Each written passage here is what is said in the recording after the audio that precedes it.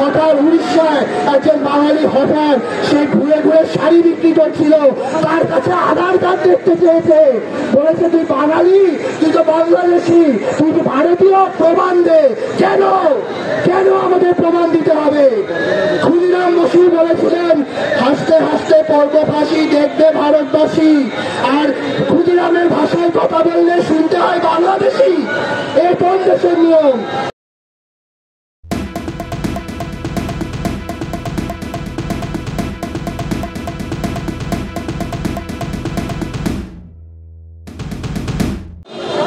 ধর্মতলার বুকে বাংলা পক্ষ আজ বাঙালির অস্তিত্বের লড়াইয়ে পথে নেমেছে।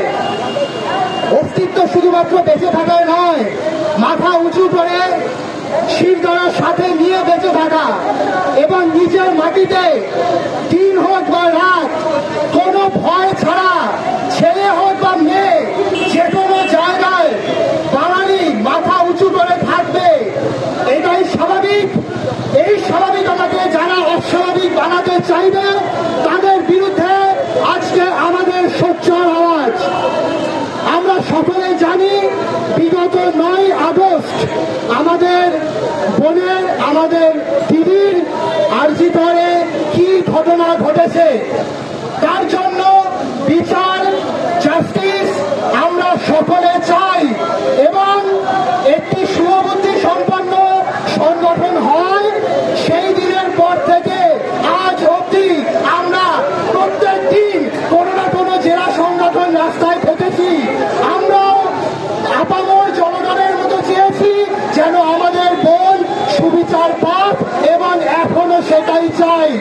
কিন্তু আমরা কখনো কোনো জিনিস বানিয়ে গল্প বলতে পারবো না।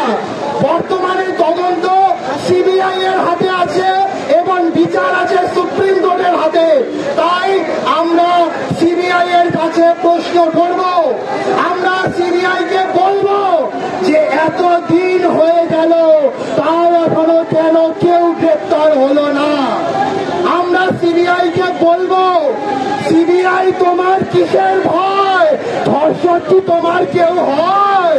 আমরা বলবো সিবিআই কে, আমরা সিবিআই কে প্রশ্ন করব যে একমাত্র খুনি এবং ধর্ষক যাকে কলকাতা পুলিশ ধরেছে, যার বিরুদ্ধে প্রমাণ পাওয়া গেছে এবং সেই প্রমাণ কেন্দ্রীয় সরকারের ল্যাব থেকে এসছে, অর্থাৎ তার ফিঙ্গারপ্রিন্ট বা অন্যান্য যা প্রমাণ সেটা পাওয়া গেছে, অর্থাৎ সে সত্যিকারের খুনি বা ধর্ষক। আমরা বলতে চাই যদি আর কেউ থেকে থাকে তাহলে তাকে কেন ধরা হচ্ছে না? আমরা মিডিয়াতে আজকে সকাল থেকে দেখছি যে একজন ডাক্তার যে প্রাক্তন অধ্যক্ষ, সেই প্রাক্তন অধ্যক্ষের কোথায় কত সম্পত্তি আছে সেই নিয়ে আলোচনা চলছে।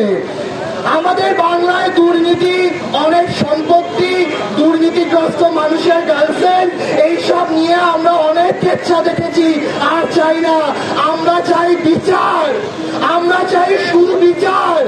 যে আমার বোনের সাথে, আমার দিদির সাথে এটা করেছে তার সর্বোচ্চ শাস্তি চাই।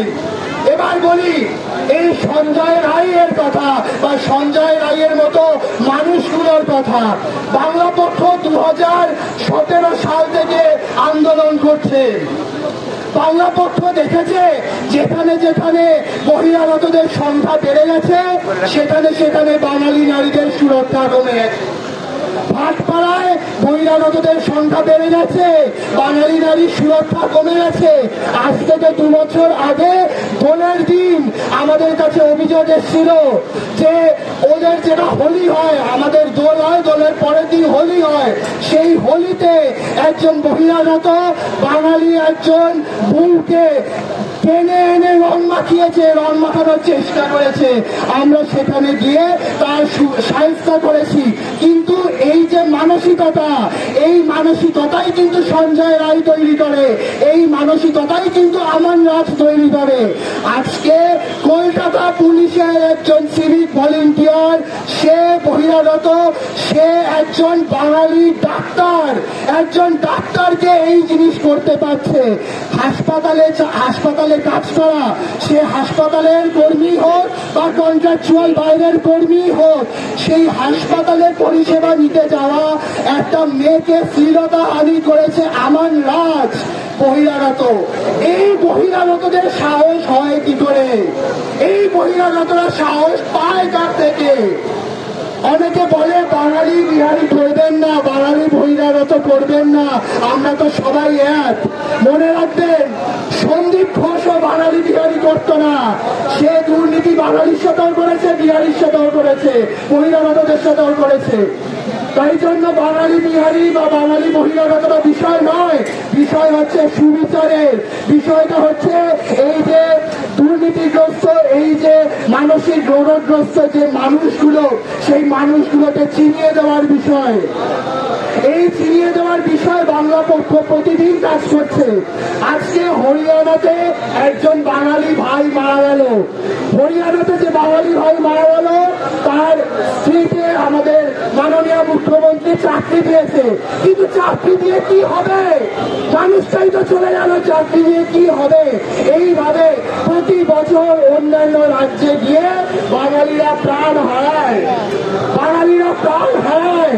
অন্যান্য রাজ্যে গিয়ে বাঙালিকে বাংলাদেশি শুনতে হয়, তার মুখের ভাষা বাংলা বলে, তার মুখের ভাষা বাংলা বলে তাকে বাংলাদেশি শুনতে হয়।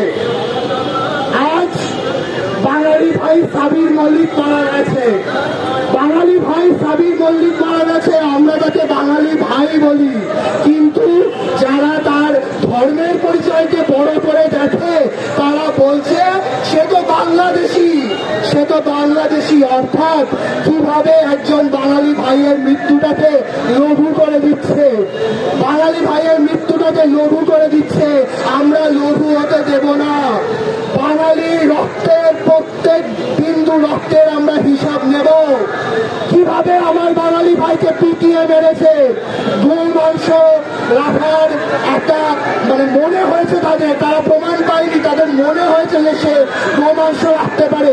তাদের মনে হওয়ার ওপর একজনের প্রাণ চলে গেল, ভাবতে পারেন? তাদের মনে হওয়ার ওপর।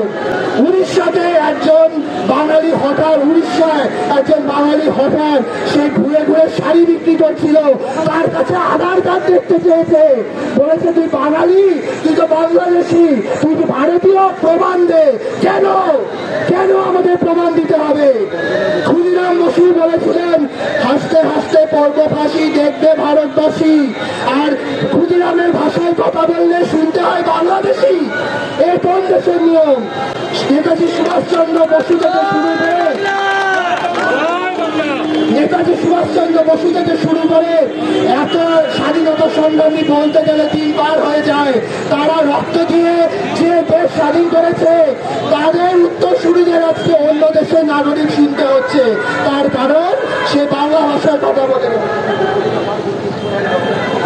অর্থাৎ আমরা আজকে এই অবস্থান মঞ্চ থেকে বাঙালি ভাই সাবির মল্লিকের জাস্টিস চাই, আরজি করে তিলোত্তমার প্রতি অন্যায়ের জাস্টিস চাই, এবং বাঙালির প্রতি ঘটে চলা প্রত্যেক অত্যাচারের, প্রত্যেক অবিচারের হিসাব চাই। জয় বাংলা। আপনারা দেখছেন আওয়াজ, রোজকারের হক কথা। ফর মোর আপডেটস অ্যাবাউট আওয়াজ, please subscribe our YouTube channel.